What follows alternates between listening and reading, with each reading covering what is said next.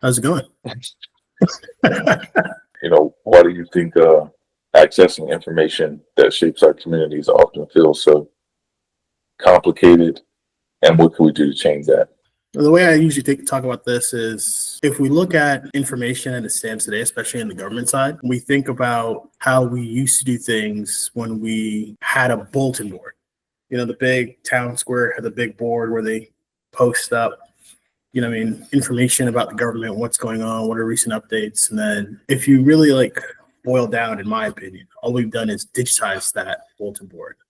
Each agency or each part of government or each department has their own bulletin board, and it continues to get buried behind the different layers as government becomes larger and more complex to help people, because everyone's problem obviously becomes different and there's just more people to help. So in my opinion, the reason why information has become more complicated to get to is because we keep growing, but we have this bulletin board system where we just keep burying web pages within web pages within web pages within web pages. And as you add more complexity to it, then you forget where this part of government who is now tackling this specific issue is now within this sub-department of this agency of this part of the government. And it just keeps going down that web. Yeah, it's almost as the country grows, it's like our systems in the public sector don't grow with it. So it's almost like a relationship where one is developing and the other one is getting left behind, and it's like creating this disconnect that makes it very difficult for people to access simple information, because it's not like it's hidden, because it's not. Right. But it just, to your point, I got to go through 5 to 6, 7 web pages to find maybe the right information that might deter me from actually doing. Right.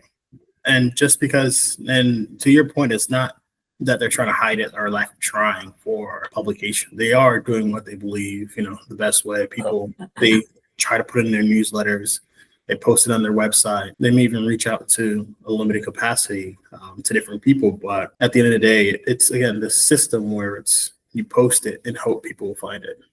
Build it and they will come. And it's not the case when it comes to government, because one, we often don't look at government as a first resource when we're in need. It's more of a secondary benefit for most Americans. There are some that utilize and really understand the different inner workings of different parts of government, even though not all. So then answering the second part of our question, what can we do to change that is, to utilize some of these advancements in technology thing we kind of set out to do, where we have a system in advertising, for example, where we can directly, if you sneeze a different interest, it's going to show up in 8 different places in your different technology. you can subtly say, I kind of think I want a new pair of boots. And then next thing you know, it's on your Facebook, your email, your Instagram.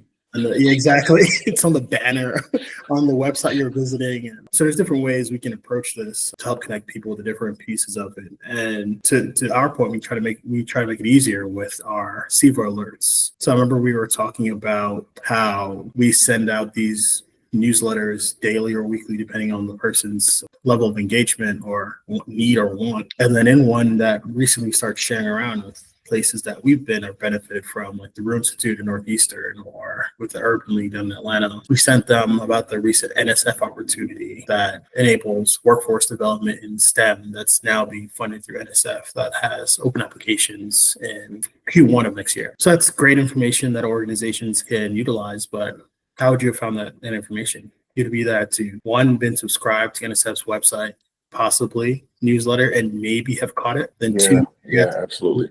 The NSF page, and then go to that specific page that talks about the program, and then go to the specific page that talks. So there's a lot of steps that we help to alleviate. So just my answer to that part, and I'll definitely open it up for you, is utilize technology, especially the way we've been thinking about it.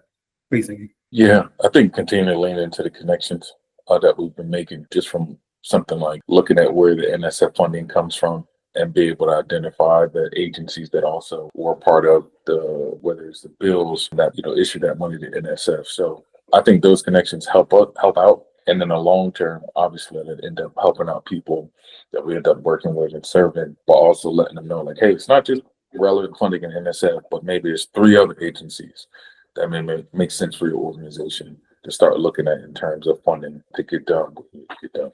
it.